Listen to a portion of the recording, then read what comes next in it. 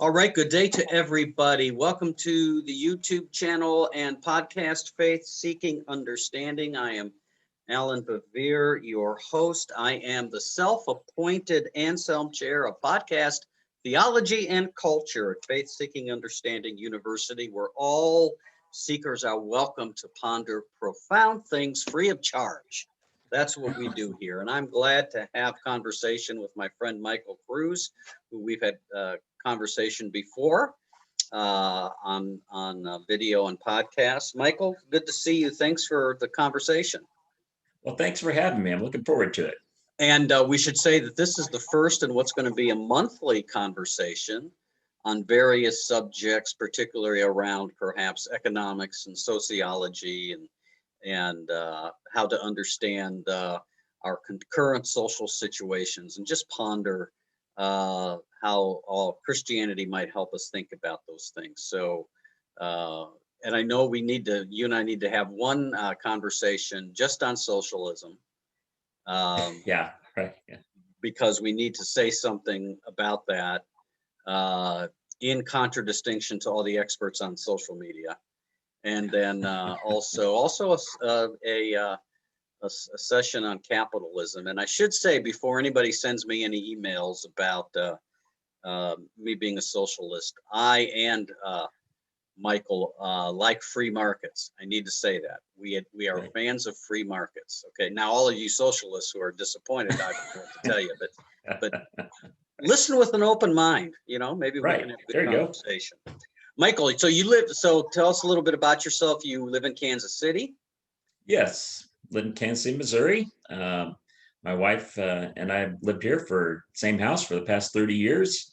Been involved in a number of different things over my life. I've worked for a United Way and worked in the nonprofit world. I've also worked in a for-profit business, helped starting a business inside an investment banking firm. And I've also been involved as an ecclesiastical person in the Presbyterian Church USA, served on the Presbyterian Mission Agency board for about a decade and been involved with a number of things there. And I've always had a very strong interest in the intersection between faith and economics. And so I'm looking forward to this discussion. Yeah, I'm excited about it too. And one of the things that we're going to, by the way, this monthly podcast series is going to be called Calmly Considered. You know, NPR has All Things Considered. We have Calmly Considered because we're just calm people most of the time. So we're going to have a discussion today on the economics and the New Testament. And then we're going to look at, I'm going to put for you video casters, I'm going to put it up on the screen here, just so you can see the book cover.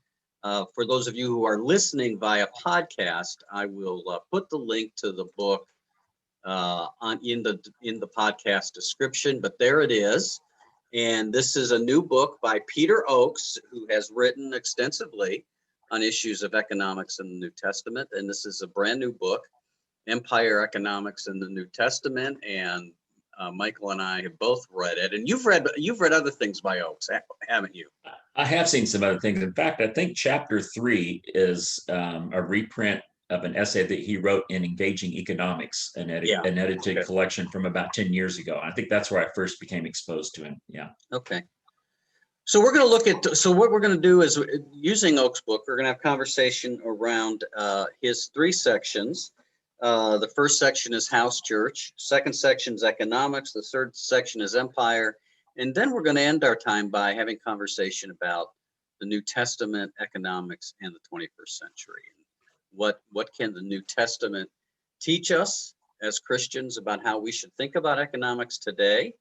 And what should we avoid trying to make the New Testament say for the 21st century that it really isn't saying? So let's get into the discussion. One of the things that interested me about this book, the first was his first section on house churches and the various kinds of church houses and economically how they functioned. And it was interesting that he used, it's not entirely surprising, he used what we know about excavations and sources from Pompeii Right, right.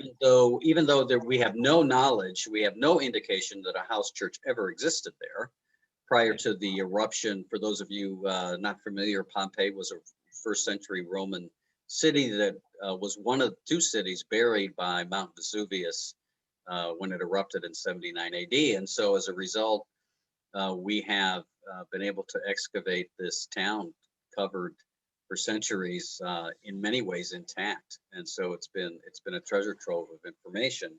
But he uses, I found it interesting that he used that. So can you talk just a little bit about the different house churches or the different kinds of houses he talks about and how they might have functioned economically in first century Rome?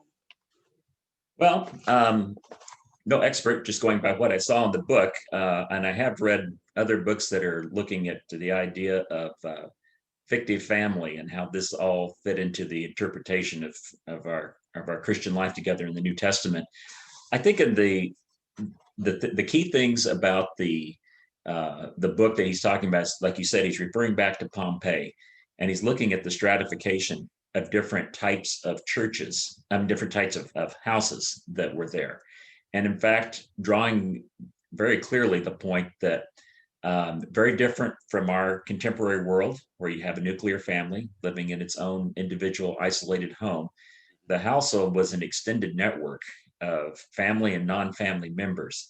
And he shows that the wealthy, there were the very elite who had their houses. He points to one particular house, which is probably in the top 25% of houses in terms of size, and shows the connections from the survey that they did of Pompeii, the various miscellaneous rooms and the households that were attached all in one structure.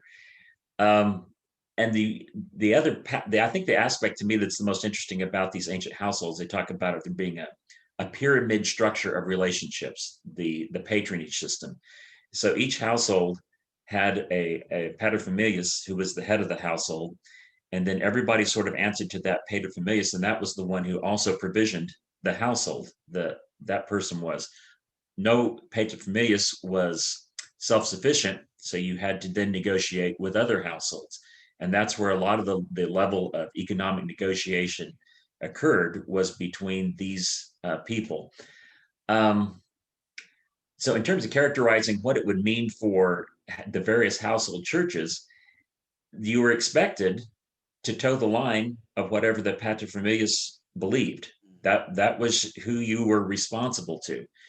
If the paterfamilias was a Christian, you have one set of circumstances in terms of being able to hold church in the house. And they talk about some of the houses, the one that he reviews in the book could have held, like, I think he said, what, 300 people, in the courtyard there. So we're not talking just about a couple dozen folks. Some of these houses were capable of holding quite sizable communities together. But he also then goes on to point out that there are other types of households where you might have someone who is a Christian and they are holding household churches in their facility, but the paterfamilias is not a Christian, and the difficulties that has. Or you're going to somebody else's household in order to participate in Christian worship services. And then what does that say about your loyalty to your head of the household in your family? And so there begins to be all sorts of dicey political, economic ramifications that aren't obvious to us in our world when you're talking about what it means to be a household and be a family. And so he goes into a variety, and I don't know how deep you want to go and what direction you want to go with this, but I mean, he lists about half a dozen different possible scenarios of people and the circumstances they might find themselves in. So, yeah. Yeah, no, and what was so to sort of put this, if I could try and draw a parallel, something to today. You know, I've got two neighbors where I live, and I know them, and we have conversation, and sometimes we help each other with different things. But I don't really do business with them. I don't really have any kind of a connection with them. Well, you know, we probably have connections because, you know, the one guy, you know, he works for an energy company, so I probably maybe get energy from the company he works for. but we Right. don't have any kind of direct economic connection, right? We don't Right. really do business with each other. What you're saying is that what Oaks is describing is very much something different, where that if this were the first century, I would be doing business with them. In fact, the household basically is a business. The I mean, household is a business. the household is a business, and so you had people doing living and working in the same place very often, and then Yeah. the paterfamilias. I'm trying to remember what line of work the household that he looked at. I forgot what he said that they were. I completely slipped my mind here. But anyway, they're in a particular craft, and he had Oh, other well, he crafts. talked about a cabinet maker. Cabinet maker, that's it. Yeah. Yeah. So he had the cabinet maker, and so they're making cabinets there, and he has people who are not his part of his biological family who are there in the household making cabinets, living there making cabinets, but they are part of the household.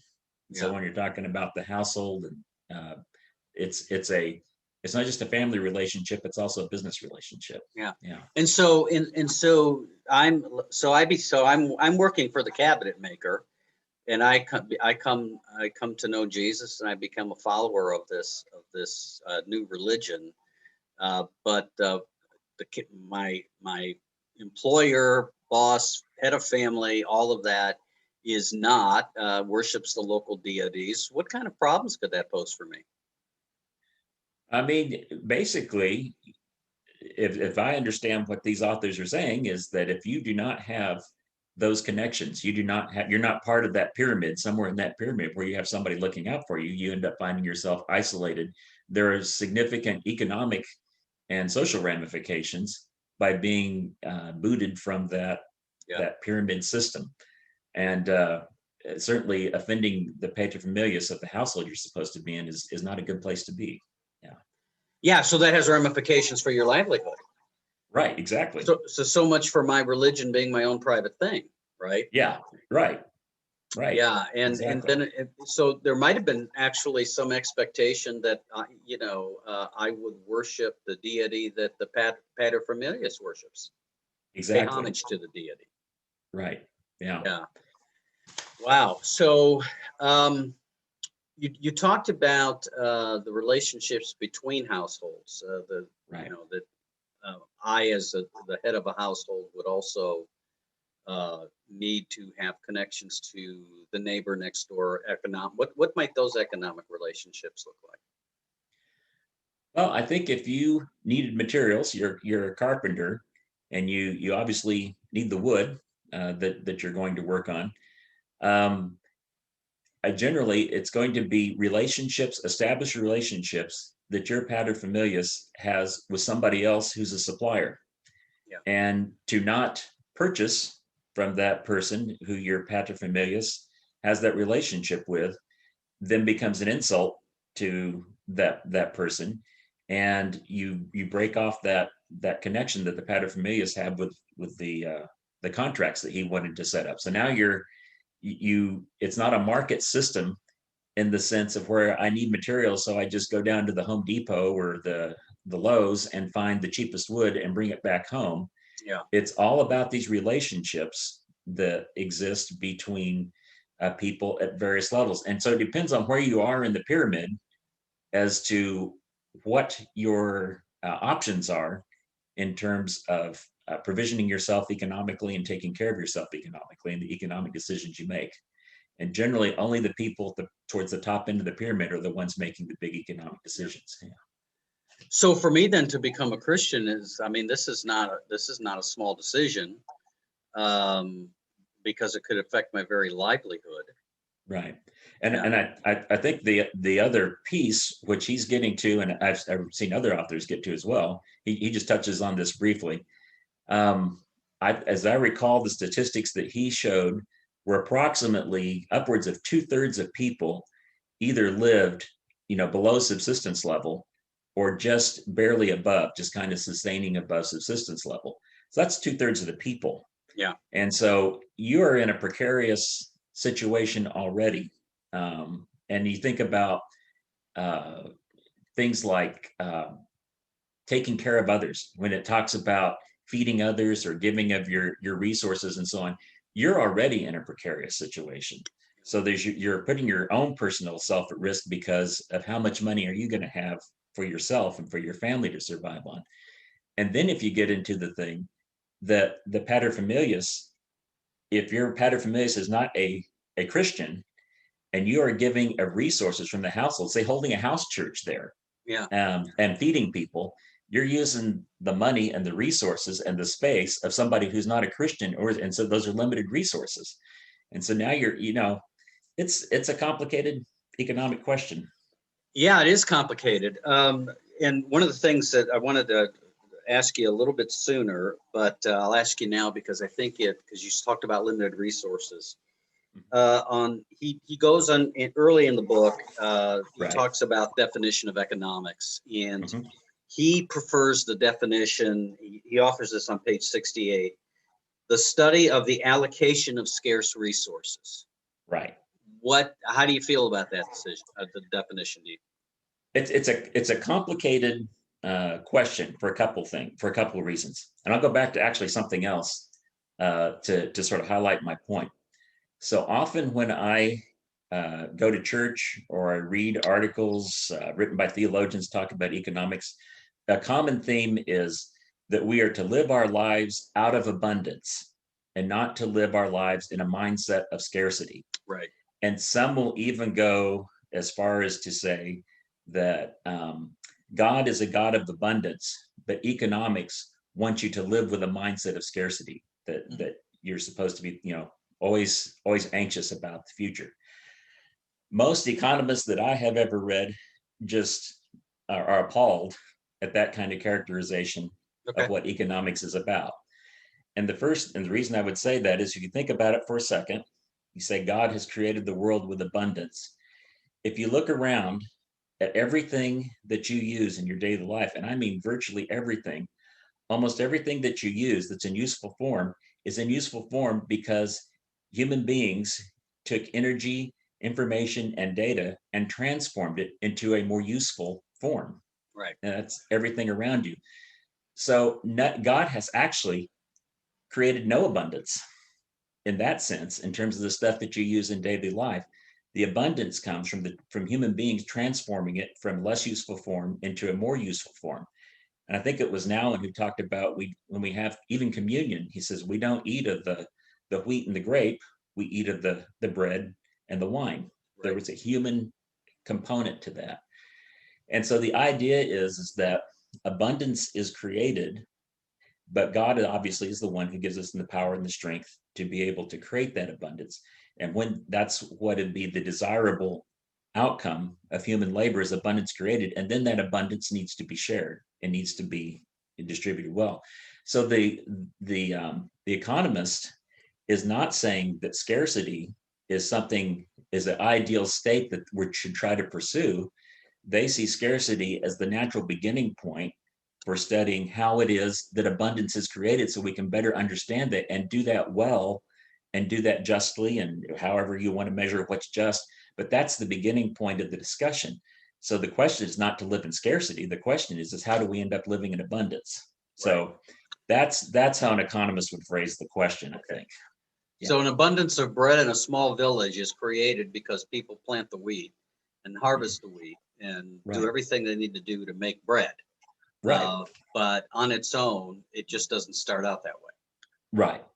And I'd say the piece to this that I think often gets confused, well, I shouldn't say confused, but it's a transition that a lot of people don't think about, is that through most of human history, until the past couple of hundred years, the primary inputs into production were land and labor.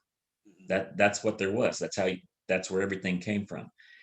There is only so much work that an individual, unaided by tools and technology and all that stuff, there's only so much productivity that an individual can do. There's only so much resources or crops that an individual acre of land can produce. You can go to a certain maximum. That's it. And so when you look at it from that standpoint, if you're going to grow wealthy beyond that point, the only way to get wealthier is you have to get more labor or you have to get more land. And so that's where a lot of the conflicts over history have been. Right. And so then your economic question, productivity is not even an issue in there. Productivity is relatively fixed.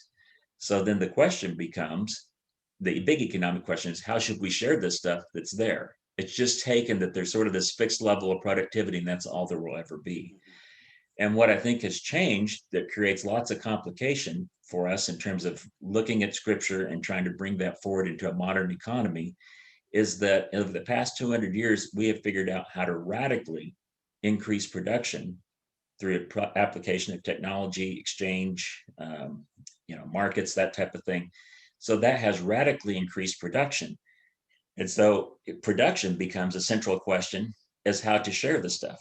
How do we produce it? What's the right thing to do? And so the problem is two ways. One is I think we get stuck in this sort of ancient order of things and looking at the ethical reflection that occurred in the past, trying to apply that to the present.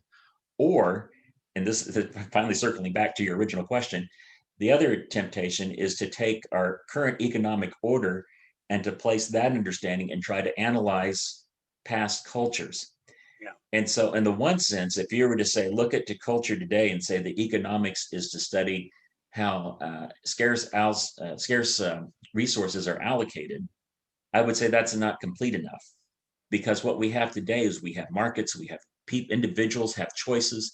So you're wanting I think our economics appropriately says that we are studying the choices people make relative to scarce resources. But as Oakes points out, in the ancient world, few people had choices.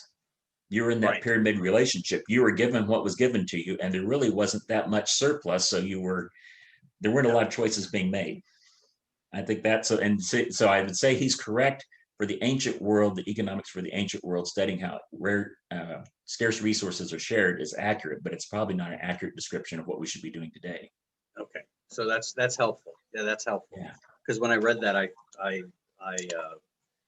probably was reading some of my own understandings back into that, so I wasn't sure what I felt about that. But that makes sense. Yeah. Let's. So we talked about you talked about the church, the house church, and some house churches perhaps being large enough that maybe the house church was 200 or 300 people. Right. That really got me thinking. And he mentions in here at one point the discussion in First Corinthians about the Lord's Supper, and that they have, the Lord's Supper is being celebrated in this house church, we presume. Of course, we don't know anything about the size of the house church. We don't know anything about that. But conceivably, what we've got going on here is not 15 people meeting or 20 people, but we could have 100. Right. And so Paul is, of course, very concerned about the way the supper is being celebrated. He says it's not the Lord's Supper, it's your own supper. It's, you're being selfish and self-centered. And of course, again, if we're reading that text, we get that some are going ahead and eating ahead of others, and others are despising those. Is this kind of a big potluck? And others are not able to bring, and they're being despised, and other people are drinking and wine at the supper, which would have been the custom certainly, and are drinking too much, and it isn't reflecting the character of the church as the body of Christ. What would and again, we're doing guesswork here, but based on what we know, right? What would have been some of the interesting dynamics that is not clearly mentioned by Paul, but might have been operating behind the scenes of how that Lord's Supper was being celebrated, and for Paul, not for the better?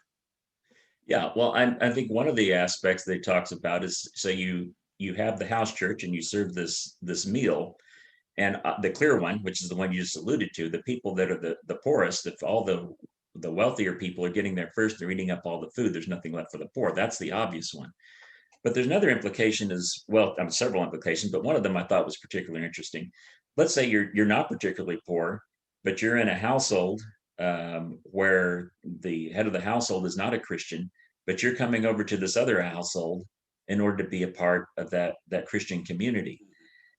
You are then coming over to that household to eat their food, to consume their resources when you could be consuming the resources at home where you should be in the first place of the person who's not a Christian, leaving those resources available and not consuming the resources of the person who is a Christian, who's then trying to be of service to the community.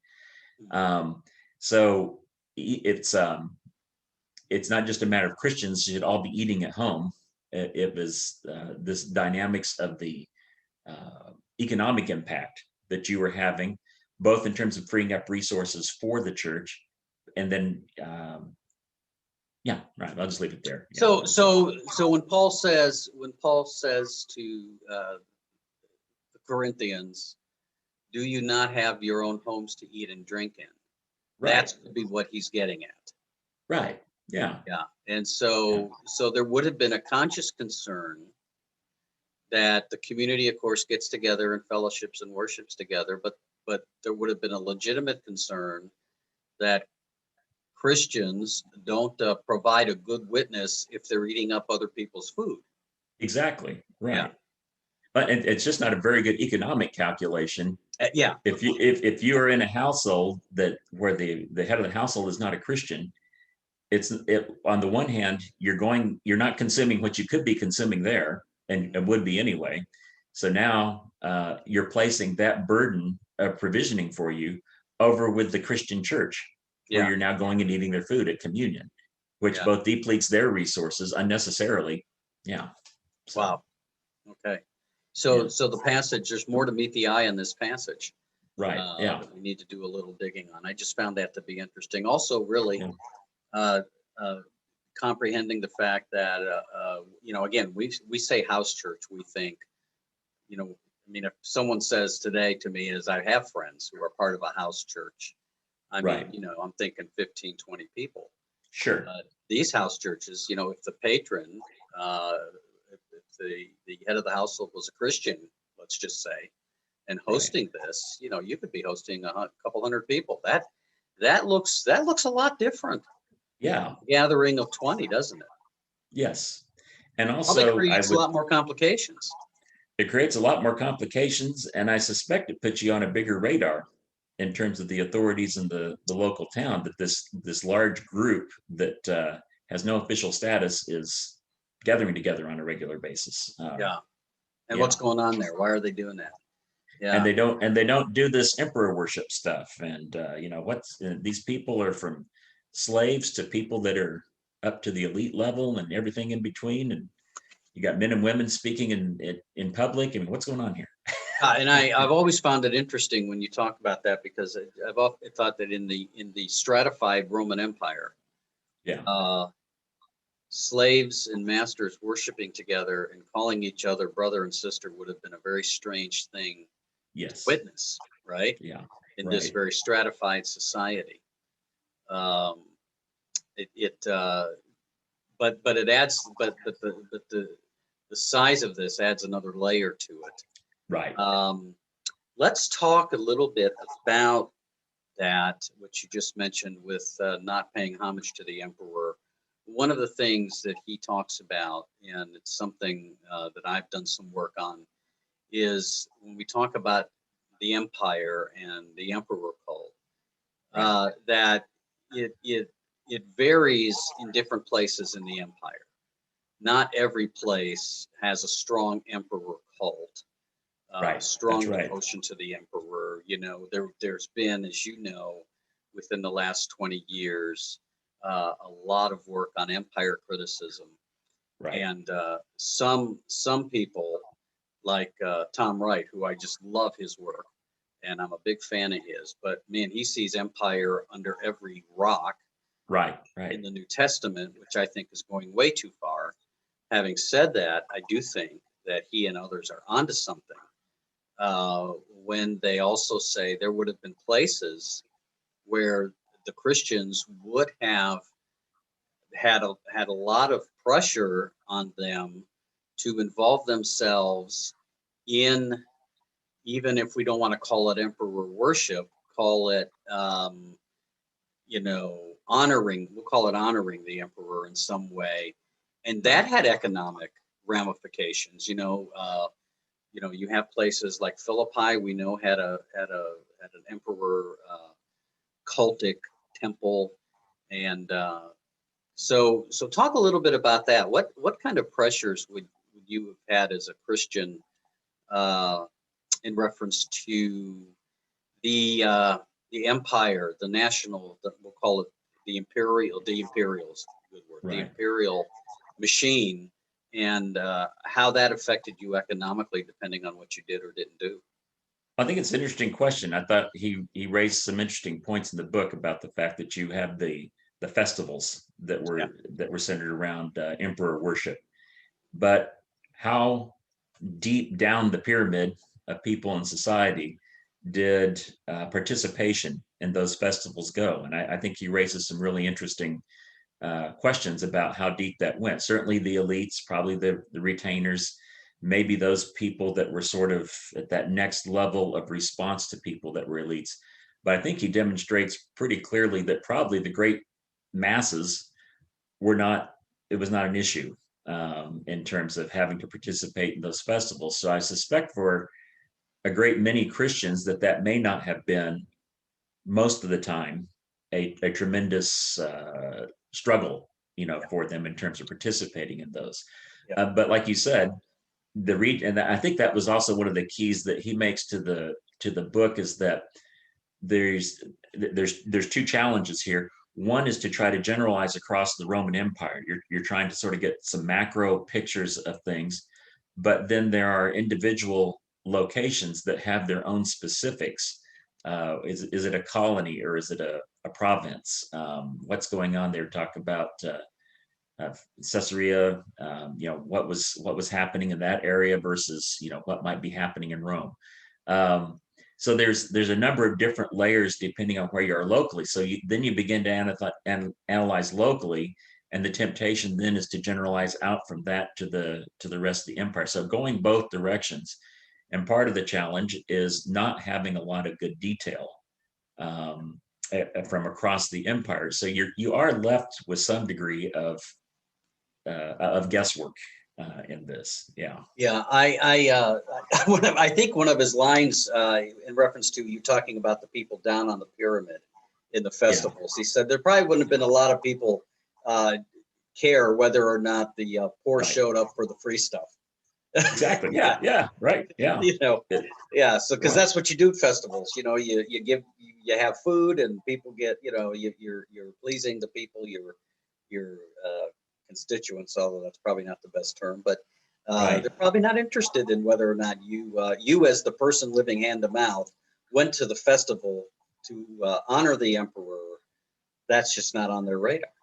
Exactly. Right. And he points out something that I think is also relevant and often relevant to today, that the bigger issue might have been your becoming a Christian would have uh, possibly more likely offended family members of Right. the household. Right. Than you would have the Praetorian Guard that Right. people Exactly. could have been most put out by uh, that change of deity allegiance would have been actually the people you do business with. Exactly. Right. And so therefore, and that's like sort of a theme of his book that he feels is often overlooked, is that when Paul writes and he talks about the suffering of people in such and such a place, that a big part of that suffering is probably less so oppression by Romans and more the economic and social consequences of the decisions that they've made.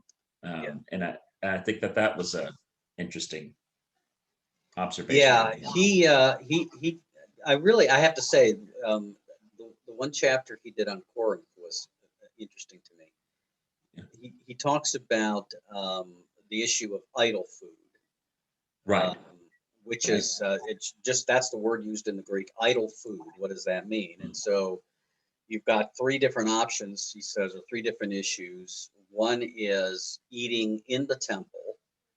Um, and another is buying meat that had been offered to idols in the marketplace. And the third, as I recall, has to do with family members. And now, when we say family, we don't necessarily mean blood, right? We mean Right. Yeah. Yeah. someone else in the household who you work with, inviting you to a special occasion, let's just say a Right. wedding anniversary or a birthday party, that Right. part of which would have taken place in a setting where at some point you would give some kind of homage to whatever deity it was that your host worshiped, Right. and that could create some problems. Sure. I'm sorry, I can't go to your 30th wedding anniversary party, right? Because Right. at some point you're going to invoke a deity I just don't worship. Right. Yeah.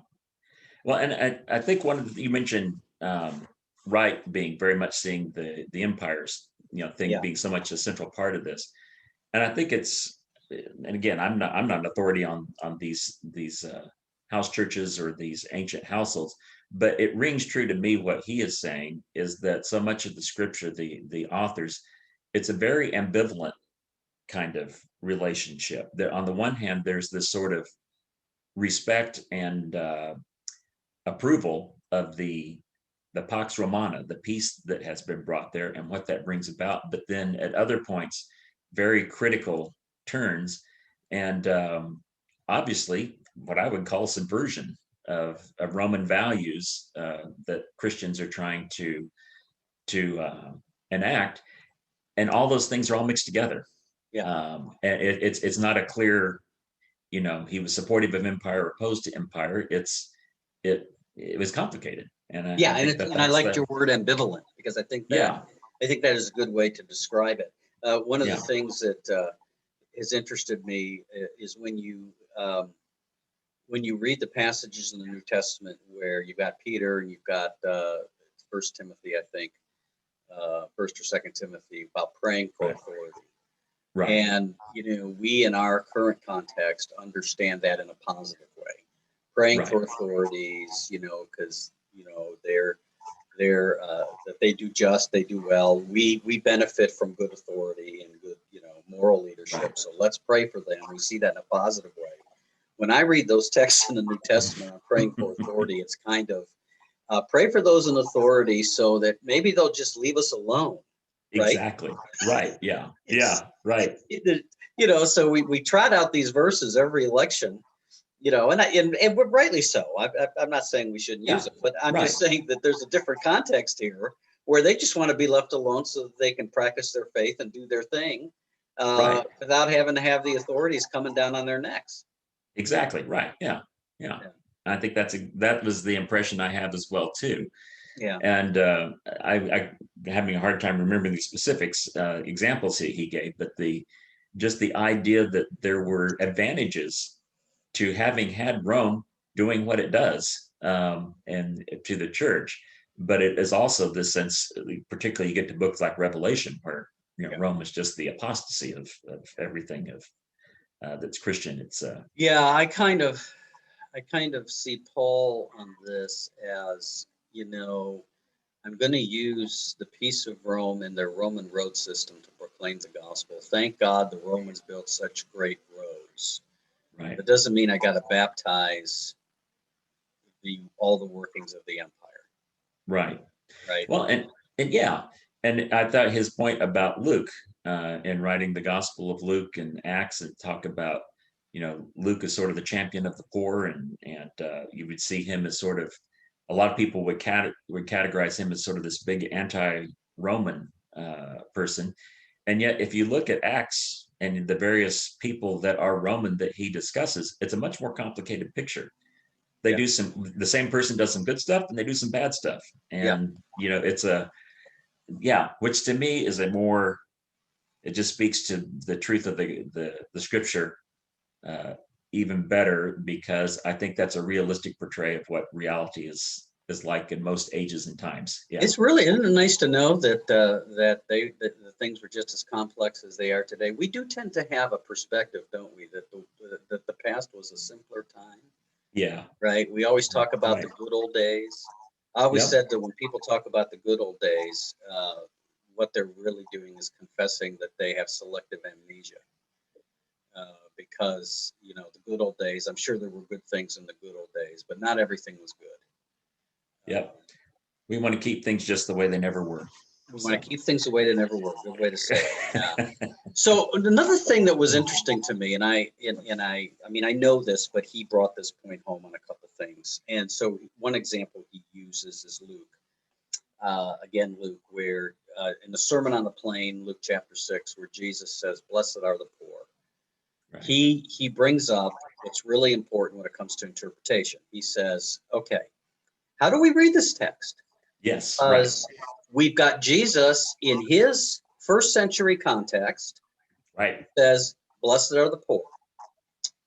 Then we got Luke in his context, who says, "Blessed are the poor." Well, what does Luke mean? Does he mean Right. what Jesus means? And Right. then you've got Theophilus, whoever Theophilus was. Exactly. Right. Reading "Blessed are the poor." How is Theophilus reading that? And then if I could add the next layer, you and I in the 21st century affluent West are Right. reading "Blessed are the poor." How are Right. we reading that? Exactly. There's layers of interpretation that we have to sort of dig through if we I don't want to say hope to understand the text, but if we can at least have the text become clearer in our minds, and then so we Right. know what to do with it. Right. Yeah. I think that's exactly right. What you laid out there to me was one of the more fascinating aspects about that and to me, that's one of the reasons, as you know, my background, I'm sort of coming at this from the economic side of thing Yeah. and wanting to understand economics. Well, oikos, household. I mean, that's where the word economics come from is oikos. And so in the ancient world, the household unit was the unit of economic activity, not the individual. And so that's what you're looking at when you're in the New Testament and looking at these things.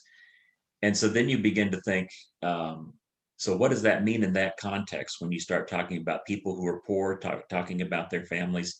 Um, the whole thing with Luke and who's reading it and who's poor versus Jesus talks about them being poor. Well, I think a lot of people have suggested that the disciples were not the poorest of people Right. in the community. They were, it's probably anachronistic to call them middle class, but they certainly were not among the poorest ranks. Those that were poorest rungs, those were living below subsistence or just at subsistence level. They're probably better than that. And so Jesus is talking about blessed are the poor. Well, are we talking about people of the disciples level of society, or are we talking about people other than them? Or yeah, it's a complicated story. Yeah. So where do you stand on that? I mean, I always say the rich are people who make more money than I do. Yeah, that's exactly right. Yeah. How does Yeah. that work? Yeah. It is fascinating. So let's turn a little bit now to the 21st century. So Yeah. I have had a bug in my bonnet for a long time now, and I know this concerns you too, about people wanting to take what we read in the Bible, not just the New, but the Old Testament as well. It takes and draw straight lines, and it's not just Yeah. we just don't do this with economics; we do it with politics and Right. other things. Right. Where we want to draw a straight line from the New Testament to 21st century, in our context, American culture, American economics. Exactly. So we get we get these social media memes. Our friends on the left are probably guilty of this more often. Will post things like Jesus was a left-wing socialist, or Hmm. Jesus did miracles and therefore would have supported free healthcare or socialized medicine. And then you got the folks on the right. There's not too. I mean, they have their own issues with what they read. But I've had people who are Christians, friends of mine who are more conservative, who truly think that if Jesus were here today, he'd support free markets and be a tax cut. Right. Right. So, and I just think you can't draw those lines. So, what are some of the lines we draw that you have seen and heard and read on that you think are lines that shouldn't be drawn? Where do we make those connections where we're just wrong? Well, I think part of the problem, and you're getting right to the heart of it, the debate about socialism versus capitalism, and then going to scripture and essentially trying to proof text either of those. The Bible doesn't teach socialism or capitalism. Those are things that we could really only discuss in the past couple hundred years. And part of it's because of this great divergence that I talked about in terms of how productivity happens and this tremendous superabundance compared to by historical standards that human beings have. And so the tendency is to look back and see in Acts that, after the Pentecost, and they all got together and they all had everything in common. Well, see, they're socialists. Yeah. No, they aren't. Or in the parable Jesus talks about, they went out and they took their talents and they invested them. And the one who made the most was the one who, so see, Jesus was for capitalism. He wanted us to go out and invest things. And the good sign of stewardship is for us to invest resources well and to make lots of money. And, no. that is a very superficial sort of read in terms of how scripture works. And I think that that's the part that I become the most frustrated with. And then I think it was Pope John Paul II who said that poverty is not a lack of resources, it's exclusions from networks of productivity. Yeah. And I think for me, in terms of, if I think of that model of things, as I was saying earlier, in the ancient world, it was a relatively fixed world in terms of economics. There were only so many resources. And so your profound economic questions became around how to redistribute those so that everybody had enough. And in the modern world, you have this idea that everybody is potentially more productive than they are now, and society is more productive. And the way that people become wealthy is that they become more productive, and so therefore they reap more resources. They reap more wealth out of that. So the pie of wealth is continuing to grow. And so the way that the way that you benefit people is by including them into those networks of productivity and exchange so that they too also become wealthy. Now that raises a whole other layer of questions, which I don't think existed in the world. How productive do we want to become? And what level of energy should we be putting into improving our productivity versus other concerns that we have? And of course, you get around the issues of climate right now, and environmental destruction that occurs. So those are things that put some dampers, I think, from a Christian standpoint in terms of how we think about productivity. But the problem that I often have is people not seeing the great divergence that happened with the past a couple hundred years ago and the implications of what that means for how we think about economics in our present time. Yeah. One of the things I say to folks to try to help them think about that is, I'll say, George Washington, who lived back in the late 17th, 18th century, who was 200 plus years removed from us and 1700 years removed from Jesus. Yeah. His way of life was closer to Jesus than it is to ours. Right. Yeah. Right. I mean, Right. he had to go to the outhouse, you know. He had to light his way at night with flame. Right. And had to deal with the food the way they dealt with it. And so, to think about that for a minute is that he was closer in way of life to Jesus than he was to us today. Right. And I don't have the source for this, but I do remember reading sometime back comparing 1885, I think it was, to 1915 in the United States. And the quote was something to the effect that in 1885, 80% of everything that Americans consumed, they made or grew themselves. Mm-hmm. By 1915, that had flipped. Wow. 80% of everything that they consumed, they bought or purchased elsewhere. And so you have this tremendous transformation where you have specialization of labor and you have trade that then becomes the new norm for how people provision themselves. And I think one of the interesting insights into that is that we talk about in the ancient world, you basically spent most of your day simply trying to grow the food, build the shelter, do the very basics of existence to keep yourself alive. And yet people looked at themselves as being they looked at themselves as being interdependent, even though individual families and households produced and consumed almost everything internally. Mhm. All right. Interesting. Now, in the modern culture, where we have this tremendous specialization of labor and trade and so on, we view ourselves as being self-sufficient and provisioning ourselves, when in fact we are more interdependent than in any human beings that have ever been in the past. Yeah. And so it creates this weird flip where in the ancient world they perceive themselves as being interdependent, and really we're not in an economic sense. But today, where we are interdependent, we don't perceive ourselves as being. Oh, that's another conversation for another time. Yeah. That's an interesting insight. I appreciate that. So, okay, so there's things we do trying to draw direct lines to today from the Bible we can't do. What can we learn from the Bible in reference to, Yeah. I'm a Christian. I want to be a good steward. I want of my money. I want to live faithfully with those around me, and I know part of that Right. includes economics as well. What can I learn from the New Testament? We'll say the New Testament specifically. What can I learn from the New Testament? What can it teach me about my economic life? Right. Well, I think one of the things that, well, I'll back up and say this too, that one of the things that I found the most fascinating when it was in, I'm trying to remember the name of the book, Families in the New Testament, I think it is. And Okay. I think the author's names are Osick and Balch. I don't know if I'm Oh, pronouncing their names correct. David Yeah. Balch. Yeah, Yeah, right. yeah, and he's written stuff on households in the Right. New Testament. Yeah, Right. So they wrote this book, I think it's like 97.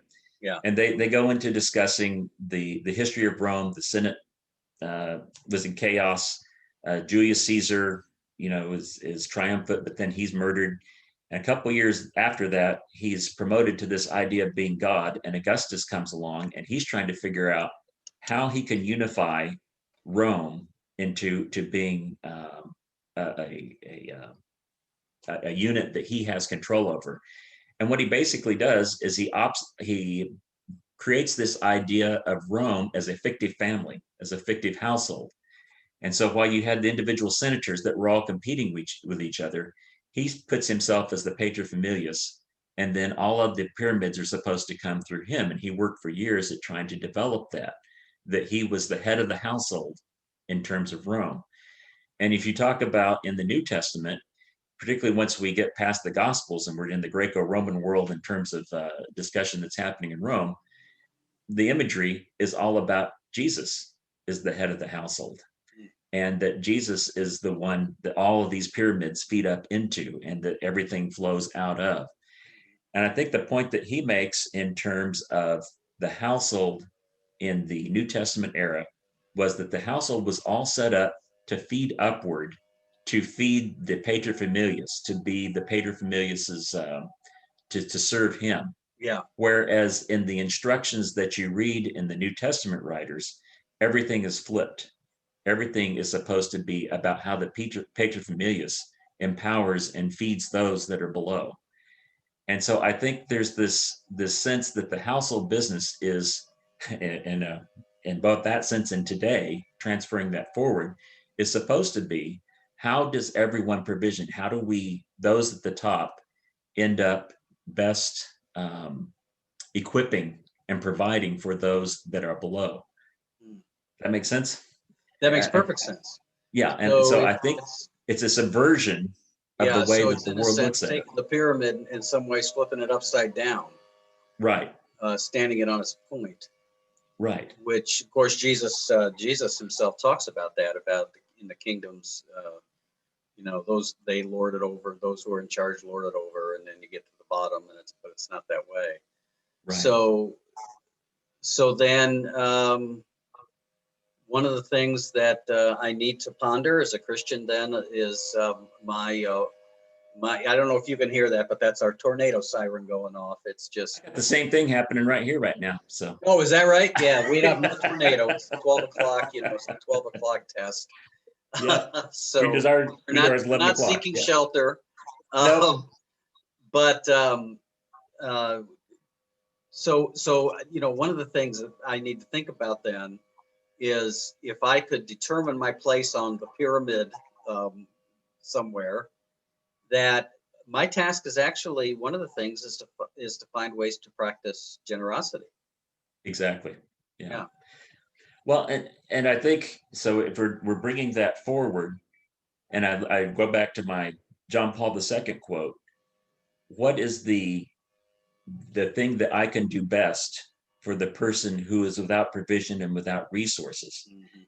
And so in the ancient world, we would say, well, the best thing that we can do is to give to them, to be generous, to give money to them, to support them. And I think in the 21st century, and I'm not saying that is never, and that obviously is important. I'm not saying we discount that, but I'm saying that that's not all that we do, that Yeah. maybe is even a lesser thing. The real issue is, why has that person been excluded from the networks of productivity and exchange that would enable them not to be in that Yeah. position? How do we remove those barriers that have excluded them from participating? Whether that's because of race, whether it's because of ethnicity, whether it's because they're women, whether it's because whatever. If people are allowed and included to exchange and specialize their labor and to contribute to each other, we should expect an increase in productivity that would benefit everyone. Right. Yeah. Yeah. So um, yeah, because you know what? That's harder work. Oh, that's a lot harder work. I mean, Yeah. I can give a guy $5 on the street and feel good about that. Um, it's harder to actually build relationships and work to find ways to include this person as part of the productivity apparatus and become productive. I mean, it's a good Right. thing. I think everybody would say that's a good thing, but Right. it is it's a lot harder. It takes a real commitment, doesn't it? Well, it does, and it's the idea of doing a church mission project where we go and we do for others, Yeah, and that feels very rewarding to us in yeah, terms of us having given to others. But you get to Bob Lupton, some of his stuff about toxic charity and so on. Does it just become about us stroking ourselves yeah, versus what real impact are we having to help others? yeah, yeah. And I don't want to dismiss that all of that is wrong. It's not my intention to Right. suggest that. But the really hard question, the really difficult question is, for the person who's been systemically excluded from being a part of those networks of productivity exchange, how do you get them included? Yeah, And most churches are not equipped to think at that level. And most of the theological academy, in my estimation, is not equipped to think at that level. yeah, And that's where I think there has to be a good conversation and dialogue between people who are theologians and economists to really reflect deeply on what that means. Yeah. yeah. Yeah. I sometimes, as a pastor, and I know I'm not an economist. I Yeah. read on it, and but that And doesn't make neither am me an I. expert. Yeah, but you're far better versed in this than I am. But I sometimes, when I hear some of my colleagues preach, like I'll go to annual conference, or when that's about the only time I get to hear preachers. Yeah. Uh, Sometimes some of the things they'll say about economics, I just cringe, and I Yeah. think to Right. myself, "Oh, what would my economist friends in university think of what this was just said?" Right. Yeah. Because yes, I said, there's no doubt that the Bible is clear that the Bible commands us to assist the poor, to Right. assist those on the margins, no Right. matter who they are, orphans, widows, whatever. We, Right. I mean, that if there's one thing that you just can't dispute in the Bible, it's that. The Right. question is how you do it Right. and what's the best way to do it. Right. And so sometimes. So, I always say that, one of my jobs as a preacher is to remind people that the most vulnerable should be of central concern for us. But that Right. doesn't mean I know all of the ways in order to address that concern. You've got to Right. have other people who know what they're doing as well and have ideas. I read Toxic Right. Charity. That was Yeah. in many ways just sort of a revolution for me. Yeah. I had when I was in Haiti, I did some mission work in Haiti years ago, and the missionary I worked with, he sort of got into that as well, this issue. And so he actually started, churches would come to do mission projects, but he would also, he found money to hire the locals to help. Right. Right. Part of what it included was feeding them breakfast in the morning, because a lot of them had not even eaten breakfast. So Exactly. he would include a meal in that, but also involve them in the building to help, nurture some skills. But not only that, give them a sense as that give them skin in the game in a sense. Right. Right. And that he found that to be one of his smarter moves. Right. Well, and I think so much of this is that a lot of these people that are in communities that traditionally have been excluded, is they have a pretty good sense very often of what needs to be done for them to be included. The challenge is for many of us that are white, middle class and above, and we like to think we can fix things, and so we've got a solution, and so we go in with a solution to impose, rather than being in community with people who've been excluded and listening and asking them and thinking through together what it is that would most facilitate that inclusion.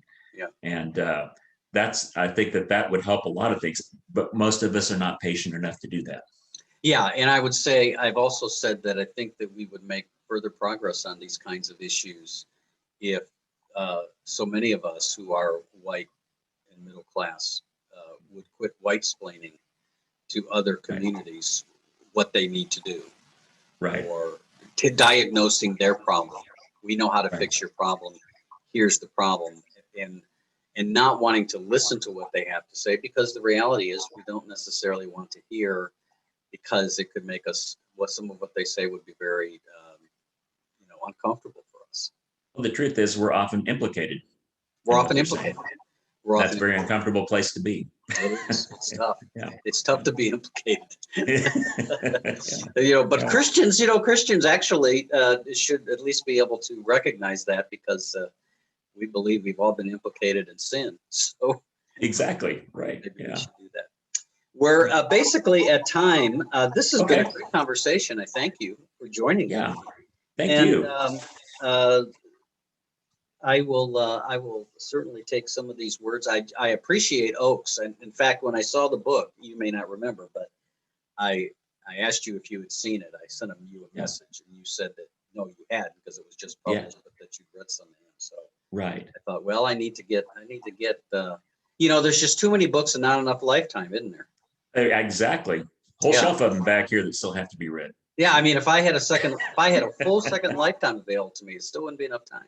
Exactly right. It's a good thing, though. It's a good thing then we're in conversation, because what I read and you don't, and you read and I don't, we can talk about it. So right. Very good. So we're going to do this again in a month, right? And we should talk about, so tell me what you think. Should we do one conversation solely on socialism and one on capitalism, or should we do both in one? I think it's good to do a comparative. That's what I was thinking. That why just talk socialism? Why talk about why do we have what we have? I think it's fair to say. Tell me if you agree with this. But you talked about capitalism being modern. Last couple hundred years, so we can't really put that back in the New Testament. But it's true of socialism too, isn't it? Yeah. Yeah. I mean, these are the two. And again, there's. It's actually probably better to speak of capitalisms and socialisms. Yes, exactly. Right. Yeah. But these are the two overarching economic systems, if I can use that term, that we have been dealing with in the world, particularly in the last century and a half. Yeah. So it would be good to kind of talk and compare and contrast and kind of see where we go with that. So that'll be our topic for August. Okay. That sounds great. Let's do that. All right, friends. Hope you've enjoyed this conversation as much as I have. This is Faith Seeking Understanding, and we will see you soon. This will be available on videocast and podcast, and it's my plan to post it tomorrow on Thursday, July 8th. So, all right, Michael Kruse, thank you. Thank you. All right. Enjoyed the conversation. I did too. Everybody have a great day. Okay, thank you.